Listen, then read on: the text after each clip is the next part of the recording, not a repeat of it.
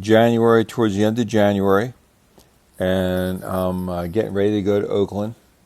My parents take me to the Philadelphia airport. I'm in my dress uniform.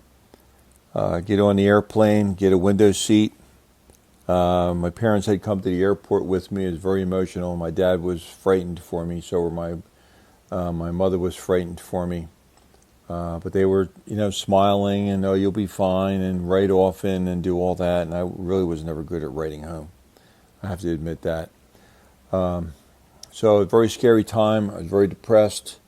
Really feeling sorry for myself the whole ride out there. Now, we flew from Philadelphia to San Francisco, and then I had to get a bus.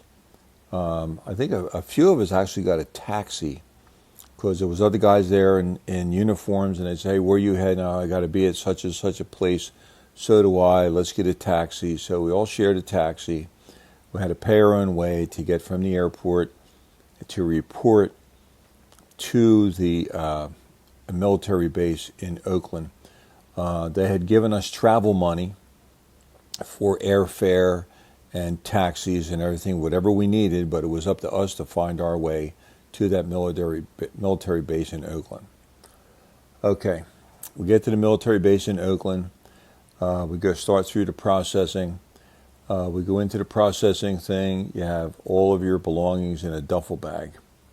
What they do is they make you take everything out of the duffel bag, throw it on the floor, and you just take your toiletries.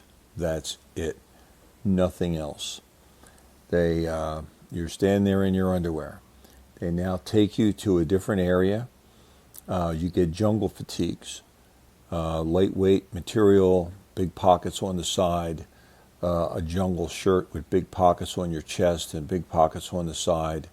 All of the designated ranks on your shirt were very light black, nothing reflective. They don't want anything shiny to give your position away.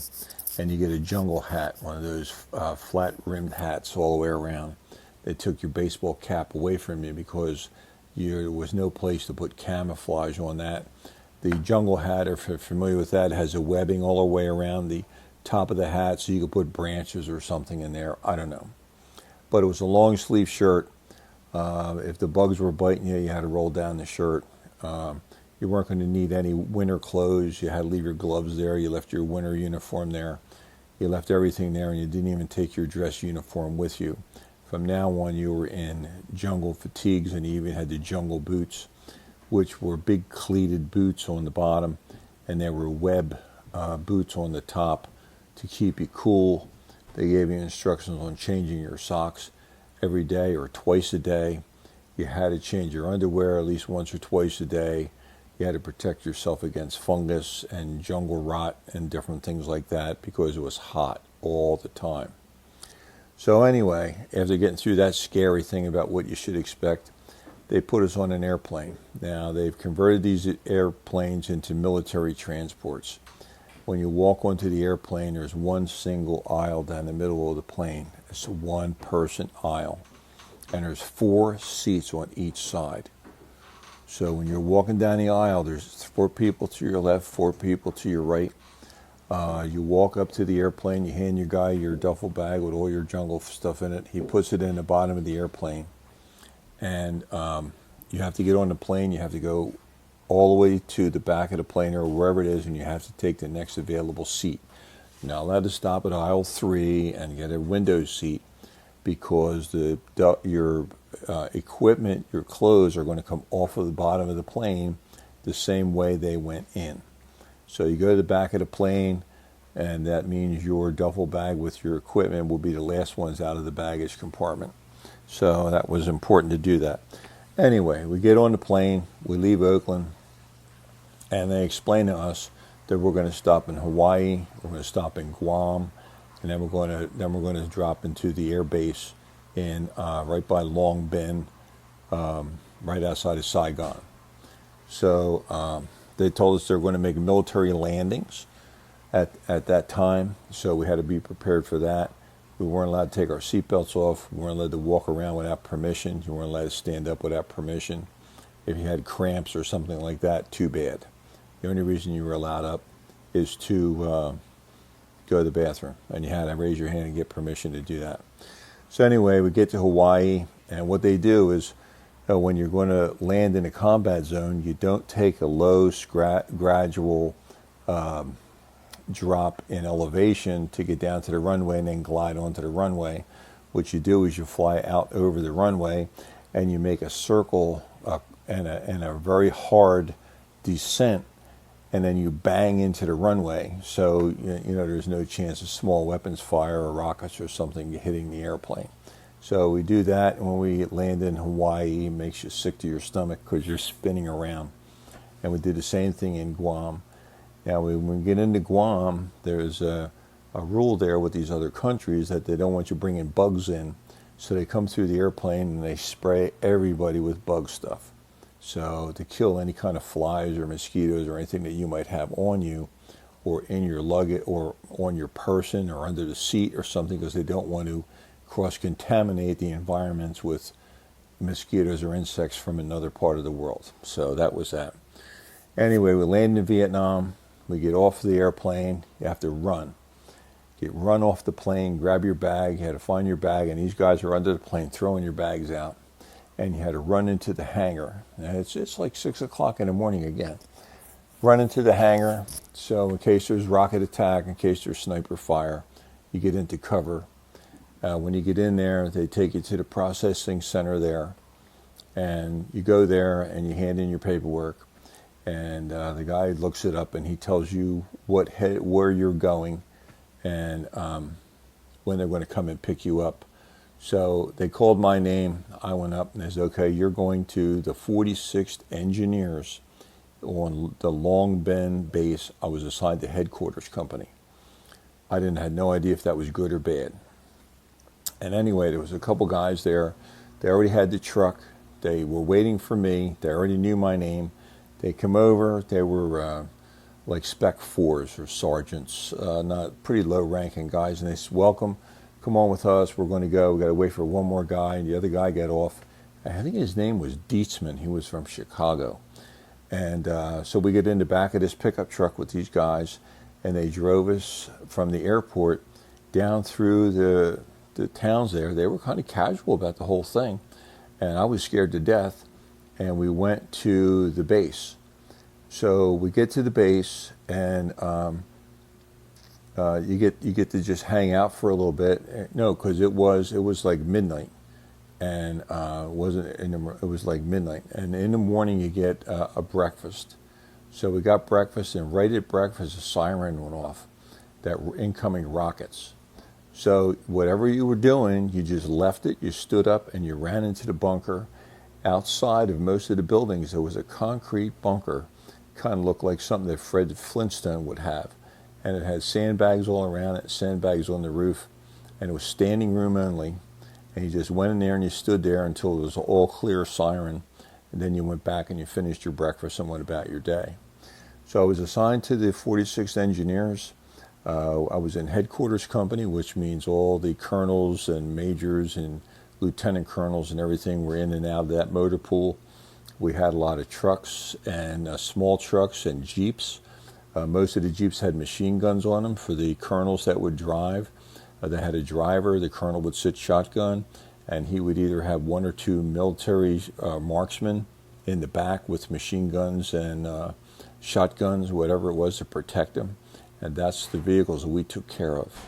So we had to be very meticulous about did they have good tires, was the oil changed, was the car running good, because if they broke down on the road, we caught hell. And we really had to make sure that wasn't going to happen. Anyway, I was there a very short period of time, and they put me in charge of the mechanics in the motor pool. You can get promoted really quick over there if somebody likes you or if you're doing a good job. So I was the sergeant of the motor pool at headquarters company. Had it pretty easy. I was in the Engineers. Being in the Engineers has a lot of perks with it. We had a Olympic-sized swimming pool that we built. We had full-size basketball courts that we built for ourselves. We had a football field that we built for ourselves. We had shuffleboard. We had a lot of things there. And we pretty much worked Monday to Friday, about 10, 12 hours a day, But we did that, and most of it was taking care of the brass and their vehicles and the equipment to get them out to the field when they went through the inspection. Now, I was in headquarters company, and they had A, B, C, and D company. Some of the towns that I remember are Swan Lock, G-Ray. There was a rock quarry outside of Saigon that we also had, where we would go. We had a rock crusher there. The Cat D9 bulldozers would dig up the rock, crush it into small enough rock where you use it for a road bed, and then the asphalt trucks would run all day long to build roads, and that's what we did. The 46 engineers, we built roads all over South Vietnam, and we took care of the brass and made sure their vehicles would get them out to the field and back. So every once in a while we get a rocket attack. I did have a couple of experiences where we had pool guard duty. We had towers. A couple times there was a tower looking out to the perimeter, and on the back of the base was jungle, and there was 3 rows of barbed wire, and mixed in the barbed wire were trip flares, and in the 3rd row closest to us there were claymore mines. So if anybody did come in and started setting off the flares, they would trip the claymore mine. And a claymore mine, if you know what that is, it just sprays BBs and marbles out into the darkness. So whoever's out there is either killed or really hurt really bad. A couple times a flare went off and we saw somebody run away. We weren't allowed to fire if they ran away. Only if they kept trying to come in, we were allowed to fire on them. And that was it. One of the things I remember we used to do with the M16s, we used to take the projectile out of the end of the M16, and they had really huge bugs over there. And the bugs would come in and land inside of the tower, in the bunker that was on top of the tower. And you took the projectile out of the end of the round, you put it in the M16, and what that did is when you fired it, the wad would come out, the cloth wad, and a flash of gunpowder, and it would cook the bug right there. So you would just go pop, and it would kill the big bug right there on the side of the bunker. It was kind of neat at the time, but also it was kind of scary at the whole thing because you didn't know what was going to happen. We did have a couple instances where people did hit mines, landmines. A couple guys did get killed.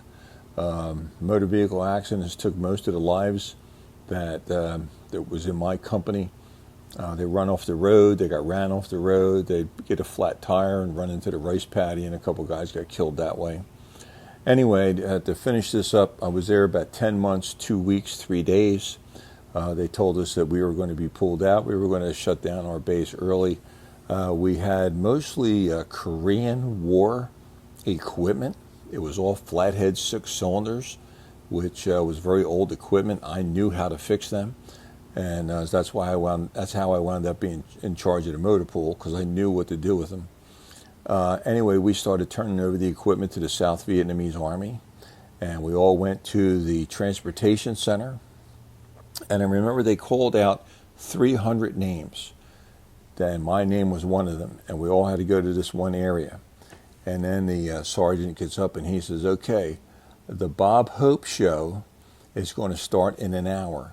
If you want to go to the Bob Hope show, step over there, and I'll get somebody else to take your place to fly out of here today." Nobody left.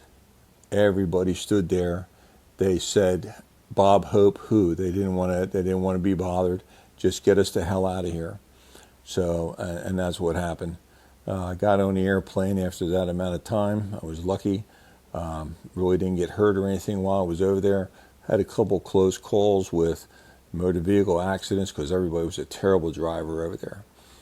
Flew from there to Japan, back to Oakland. In Oakland, we got a discharge physical. You got a dress uniform that you had to wear to go home. They took most of your jungle clothes away from you. You were allowed to keep the boots and the underwear. All the other clothes you had to turn back in. They gave me $1,100 that they owed me in back pay and transportation. And I was discharged in Oakland, and I had to find my own way home. So a couple of us took taxis to the airport, and we just struggled around trying to find a flight. I flew from Oakland to Chicago so I could get out of California. and I had to wait in Chicago about 8 hours for another flight that was available to go from Chicago to Philadelphia. And then I called my parents to come and get me. And I was very, very happy to be home, and my parents were very happy to have me home without a scratch. So it was a good experience, but also a very scary one all at the same time. Hope you enjoyed the story.